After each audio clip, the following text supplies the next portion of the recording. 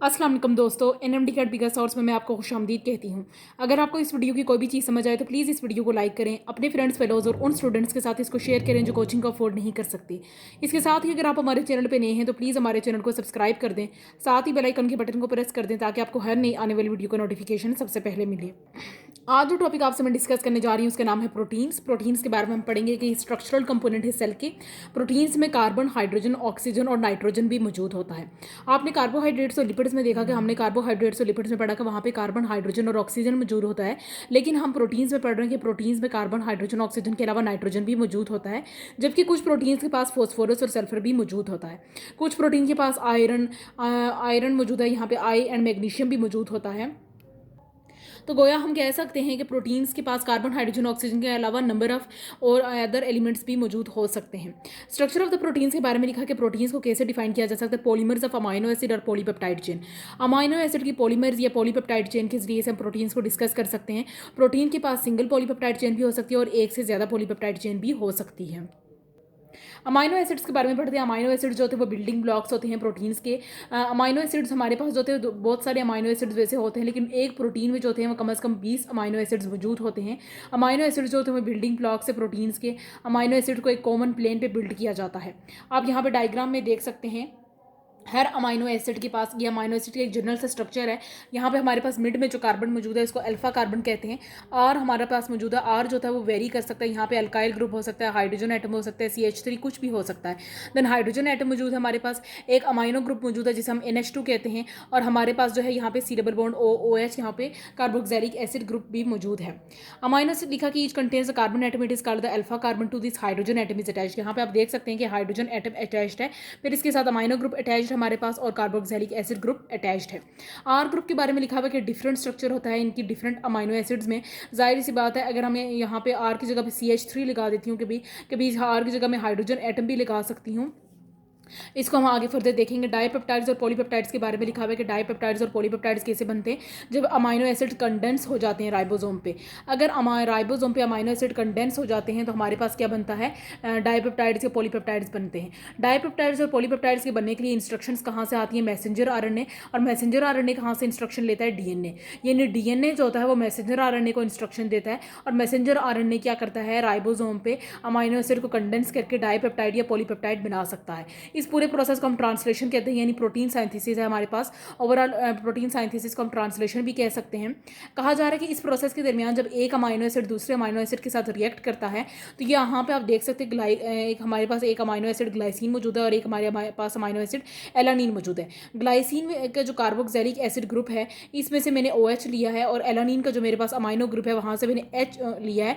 H और OH मिलकर जब वाटर रिलीज हो जाता है तो मेरे पास एक डाइपेप्टाइड बन जाता है। यानी एक अमाइनो एसिड में से मैंने OH ग्रुप लिया, दूसरे अमाइनो एसिड में से मैंने H लिया, ओवरऑल मैंने वाटर को रिलीज करवा के एक डाइपेप्टाइड बनवा दिया है। ठीक है, आगे लिखा जा रहा है कि एज अ रिजल्ट जो हमारे पास यहाँ पे स्ट्रक्चर बना है उसे डाइपेप्टाइड बॉन्ड कहते हैं। और जो हमारे पास ओवरऑल हमारे पास जो स्ट्रक्चर है उसको डाइपेप्टाइड बॉन्ड कहते हैं। और यहाँ पे अमाइनो ग्रुप के दरमियान और कार्बोक्सिलिक एसिड ग्रुप के दरमियान जो बॉन्ड है उसको हम पेप्टाइड बॉन्ड कहते हैं।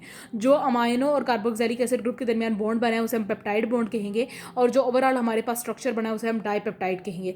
डाइपेप्टाइड के बारे में लिखा हुआ है कि इसके दो एंड्स होते हैं, एक अमाइनो एंड होता है और एक कार्बोक्सिलिक एंड होता है। न्यू अमाइनो एसिड जो है वो हम कार्बोक्सिलिक एंड से ऐड कर सकते हैं। यानी अगर मैं डाइपेप्टाइड से फर्दर ट्राईपेप्टाइड, टेट्रापेप्टाइड या पॉलीपेप्टाइड बनाना चाहती हूँ तो मैं क्या करूँगी कि कार्बोक्सिलिक एंड में से ये जो हमारे पास कार्बोक्सिलिक एंड मौजूद है यहाँ पे आप देख सकते हैं कि डाइपेप्टाइड में कार्बोक्सिलिक एंड भी मौजूद है और अमाइनो एंड भी मौजूद है। तो मैं क्या करूँगी कि कार्बोक्सिलिक एंड में फर्दर अमाइनो एसिड ऐड करूँगी तो मेरे पास ट्राईपेप्टाइड बन जाएगा, टेट्रापेप्टाइड, इसी तरह मैं फर्दर ऐड करती जाऊँगी। ठीक है, ऐड करते करते मेरे पास एक ऐसा स्टेज बन जाएगा कि मेरे पास पॉलीपेप्टाइड बन जाएगा, यानी number of the peptide bond की एक चेन बन जाएगी, उसे हम पॉलीपेप्टाइड चेन भी कह सकते हैं। नेक्स्ट हमारे पास लिखा हुआ है कि structural conformation in proteins. Structural conformation in protein के बारे में लिखा हुआ है। हम primary structure, secondary, tertiary and quaternary structure को यहाँ पर डिस्कस करने जा रहे हैं। उसने कहा कि linear polypeptide with a specific sequence and number of amino acid is called the primary structure. एक लीनियर, एक स्ट्रेट पॉलीपेप्टाइड चेन जिसमें स्पेसिफिक सीक्वेंस अमाइनो एसिड का और नंबर ऑफ अमाइनो एसिड्स मौजूद हो हम उसे प्राइमरी स्ट्रक्चर कह सकते हैं। देखिए प्राइमरी स्ट्रक्चर के बारे में लिखा हुआ है कि it is shown by all the proteins eight the time of their synthesis on the ribosomal surface. जाहिर सी बात है ये सबसे इनिशियल स्टेज पे हमारे पास प्राइमरी स्ट्रक्चर होता है। तो प्राइमरी स्ट्रक्चर हम कहते हैं कि बुनियादी तौर पर सब में मौजूद होता है।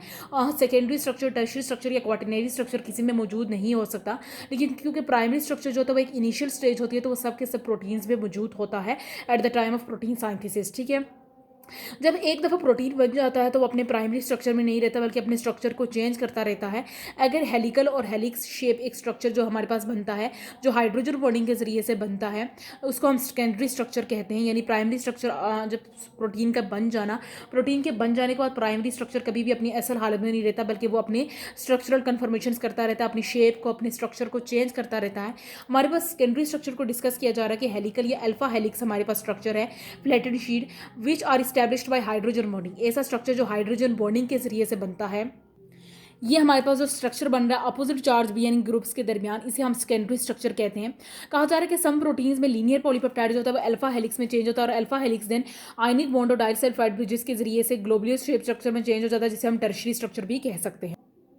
यानी हमने ये कहा कि लीनियर पॉलीपेप्टाइड से एक स्ट्रक्चर अल्फा हेलिक्स में चेंज हो रहा है तो हम उसे सेकेंडरी स्ट्रक्चर कहेंगे, और अल्फा हेलिक्स अगर फोल्ड होना स्टार्ट हो जाए आयनिक बॉन्डिंग और डाइसल्फाइड ब्रिजेस के जरिए से और ग्लोबुलर शेप स्ट्रक्चर बना दे तो हम उसे टर्शियरी स्ट्रक्चर कहते हैं। कहा जा रहा है कि टर्शियरी स्ट्रक्चर से भी आगे एक स्टेज है जिसमें प्रोटीन बहुत कॉम्प्लेक्स फॉर्म में पाया जाता है। ये हाइड्रोफोबिक इंट्रैक्शन के जरिए से यहाँ पे अटैच्ड होते हैं। टर्शियरी स्ट्रक्चर में देखिएगा कि आयनिक बॉन्ड और डाइसल्फाइड ब्रिजेस के साथ अटैच्ड हो रहे थे, लेकिन हमारे पास क्वाटरनरी स्ट्रक्चर में हाइड्रोफोबिक इंट्रैक्शन के जरिए से अटैच हो रहे हैं, इसको हम क्वाटरनरी स्ट्रक्चर भी कह सकते हैं। यहाँ पे आप कुछ डायग्राम्स देख रहे हैं, ये प्राइमरी स्ट्रक्चर है, ये सेकेंडरी स्ट्रक्चर, देन टर्शियरी और आखिर में आपको क्वाटरनरी स्ट्रक्चर नजर आ रहा है। ये हीमोग्लोबिन का स्ट्रक्चर जो होता है वो क्वाटरनरी स्ट्रक्चर होता है। आप इसको गूगल पर सर्च करके जो है वो इजी स्ट्रक्चर्स भी ड्रॉ कर सकते हैं। ये देखिएगा जैसे मैंने एक इजी स्ट्रक्चर ड्रॉ किया, ये एक ओल्ड बुक के एडिशन से मैंने ड्रॉ किया जिसमें प्राइमरी स्ट्रक्चर आपको देखेंगे कैसे नजर आ रहा है, देन सेकेंडरी स्ट्रक्चर देखिएगा यहाँ पे आपको कैसे नजर आ रहा है, and tertiary structure, and then मैंने क्वाटरनरी स्ट्रक्चर इसी को कंसिडर किया था। आप इसको गूगल पर सर्च करके फर्दर इजी स्ट्रक्चर्स भी ड्रॉ कर सकते हैं एट द एफएससी लेवल। इसके साथ ही मैं अपनी वीडियो से इजाजत लेना चाहूंगी। उम्मीद है आपको ये टॉपिक अच्छे से समझ आ गया है।